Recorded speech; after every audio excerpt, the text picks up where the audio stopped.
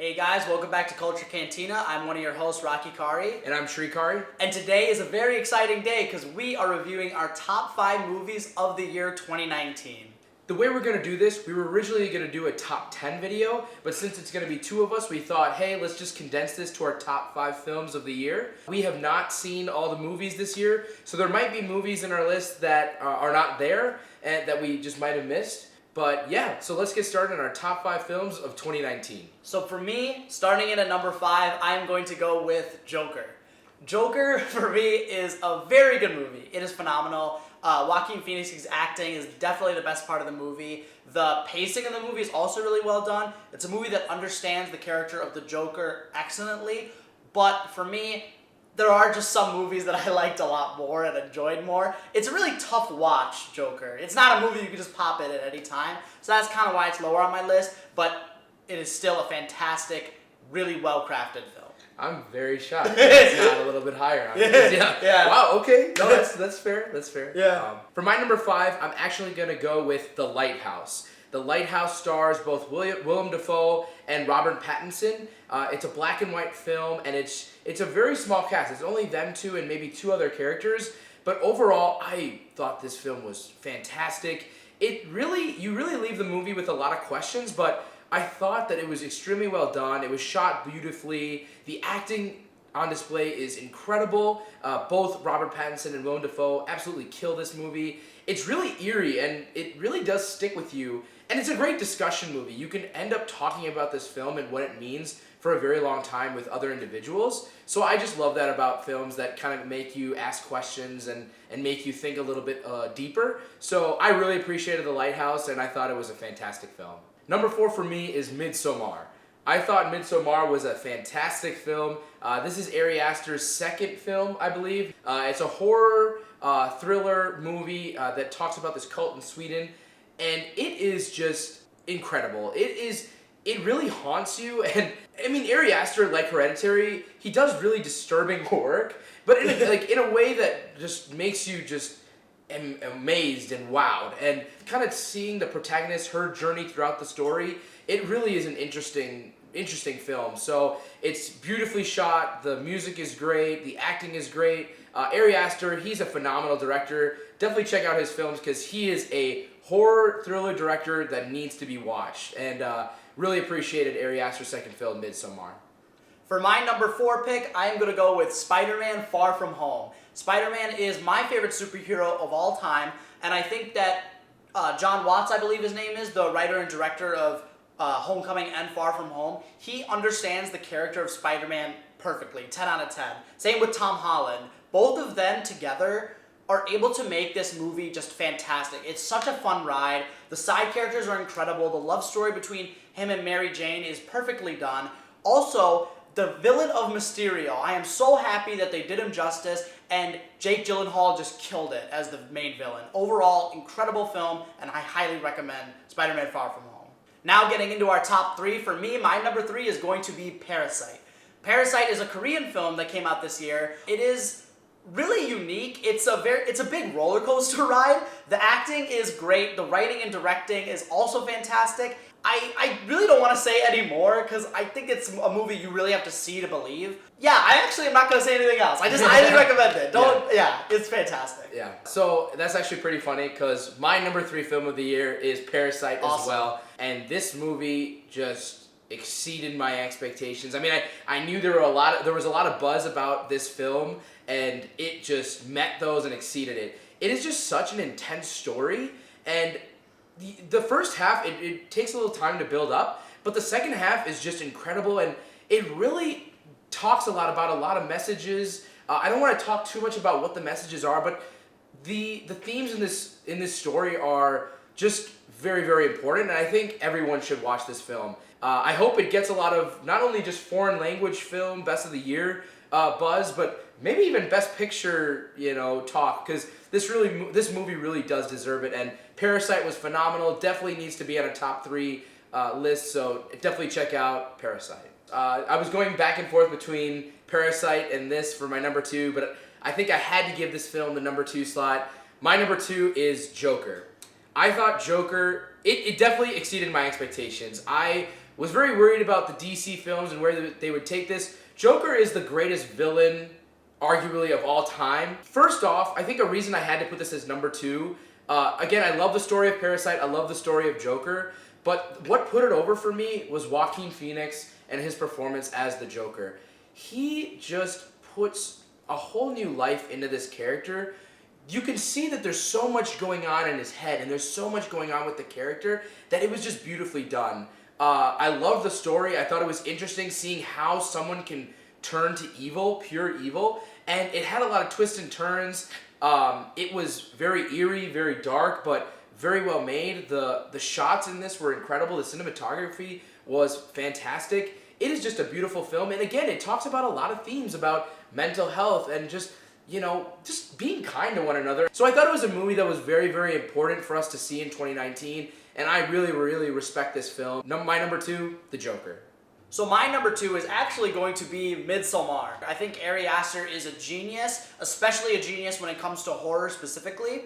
I do like Hereditary more than this film, I would agree. but I think Midsommar, it really puts you into that world of this cult, and it feels very eerie and nightmarish, and it's funny because it all takes place like during the day basically. Yeah. So yeah, and the acting is incredible. Florence Pugh, I think her name is, the main girl, she kills it in the role, and the writing of her character, she's a great protagonist to kind of go on this journey with her, and she was also relatable in the feelings that she goes through. So yeah, I think Midsommar is an incredible film and one of my favorite movies of the year. So before we go into our number 1 movie of the year, we wanted to do something different. So we wanted to give one honorable mention. So there were a lot of fantastic films this year, and we just wanted to say one movie that for each of us was, very good. We really enjoyed it, but it just didn't make the cut for our top 5 films, but we wanted to address it. So for my honorable mention, I'm actually going to go with The Irishman. I thought The Irishman was a fantastic film. It has Martin Scorsese, Robert De Niro, Al Pacino, and Joe Pesci. And just seeing those 4 titans of film come together for this beautiful story was incredible. And Joe Pesci came out of retirement for this. It's a 3.5-hour movie. It's on Netflix. It doesn't feel like it. It doesn't feel like it. I mean, it definitely is a long journey, but it's just so well made. And it's amazing to kind of see these actors come together. The acting is phenomenal. I think that really just sells it. Seeing the character of Frank Sheeran kind of go through him being an Irishman in an Italian mob and kind of seeing his relationship with all these characters, it's just fantastic. And it really, again, a lot of great messages and themes in it. Again, didn't make my top 5, but I really respect The Irishman. So for my honorable mention, I am actually going to go with something totally different. Pokemon Detective Pikachu. What? So the reason this is my honorable mention is because I'm shocked. Sorry. Go ahead. We're both really big Pokemon fans, and there has been talks of a live-action Pokemon movie for years. And the fact that we got a good one, it's a good movie, and anyone can go and enjoy it. And when I went, and there were I saw tons of kids there who were having a blast, and it just paves the way for more Pokemon and also Nintendo movies that can be good. So I think Detective Pikachu was a really important movie for me this year. It's not the best movie. It's not like, dude, it was so good. Right. But it's an enjoyable ride and It's a fun one. So I gotta give some mention to Detective Pikachu. I am completely shocked that was this, but I think that was beautifully said. I completely agree that it does pave the way for a lot of movies like that, and it was a good film. Now, one other thing we wanted to do is we wanted to address 2 movies that we thought kind of missed the mark. Something we thought we had really high expectations for, but just really didn't meet those expectations. And for me, that movie is going to be Star Wars: The Rise of Skywalker. We're both huge Star Wars fans, but for me, the month leading up to The Rise of Skywalker, I got so into, watching the Clone Wars, watching YouTube videos, all of the episodic films, really getting into the Star Wars lore. And I was really hoping that this movie would, bring it all together, but it didn't really. It was kind of a messy movie. You can see our review for it, but yeah, I'm kind of disappointed with the end product we got. So that's going to be my movie for the movie that missed the mark. My underwhelming movie of the year was The Lion King. I believe The Lion King is one of the greatest movies of all time. It is one of my favorites of all time. I think the original animated film is just incredible and pretty much perfect. And I had huge expectations for this film, and the visuals on display here is incredible, fantastic, but that does not make a movie. And I feel that it really lacked the emotion that you saw in the original animated film. You're trying to make it live action, but in real life lions don't really show a lot of expression. So you really, when the voice actors are trying to portray that, it doesn't really mesh well.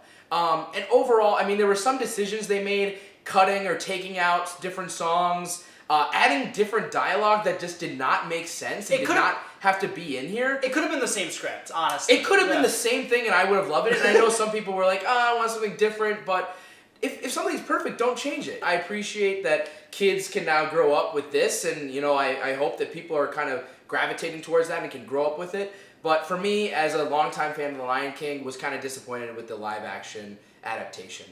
Now, the moment you've all been waiting for, our #1 movie of the year. And I will go first with my #1. I think it's the same #1. Yeah, go ahead. You want to say 3, 2, 1, Avengers Endgame. Yeah. This movie was I'm gonna cry. It's so good. My brother, your favorite character is Iron Man. My favorite character is Captain America in the MCU. And both those characters were just done incredibly. We have been following this story for pretty much ever since the beginning. It really spoke to us, the fact that we got this beautiful story, and it just wrapped up like a perfect bow. Literally, like, I can't say any more things than perfect. There are some pacing issues in the middle of the movie, but it all makes sense because it's all there to wrap it up so nicely and perfectly at the end. Ever since, I mean, we both loved Infinity War, and, to have that year where you were like, what is going to happen? Are they going to hit the mark with this? Is it going to live up to the expectations? And the fact that it did was just so beautiful. I totally agree. Seeing the characters of Iron Man and Captain America, Tony Stark and Steve Rogers, their story arcs just completing in such a beautiful way was just incredible. Just shout out to both the Russo brothers for handling this kind of project so well and having to manage the fact that they had to manage so many different characters and so many different arcs and messages. It's almost incredible. It's almost impossible. It's near impossible. And the fact that they did it so well is just fantastic. And there's a lot of emotional moments that just really hit home for Marvel fans, and they're making nerds and comics cool. That is so awesome. Yeah, and everyone absolutely. saw that movie pretty much, and I'm so happy that it ended great. Thank you so much, Marvel. Oh yeah, absolutely. Yeah, it's been quite a great year. I mean, Yeah. there's definitely some movies that missed expectations, but again, like in our top fives, and it was tough. There were a lot of movies that we wanted to get into the top 5, and it was like, It was tough. I gotta put this over, but it was a great year for film, and I think can't wait to see what's gonna happen in 2020 and the new decade of film. Oh So yeah, it's gonna be pretty awesome. An exciting time for sure. Yeah. But thank you guys so much for watching. If you like this, please like and subscribe, and we will see you in the next year. Awesome. Take care. Thanks again, everyone. Bye-bye. Take care.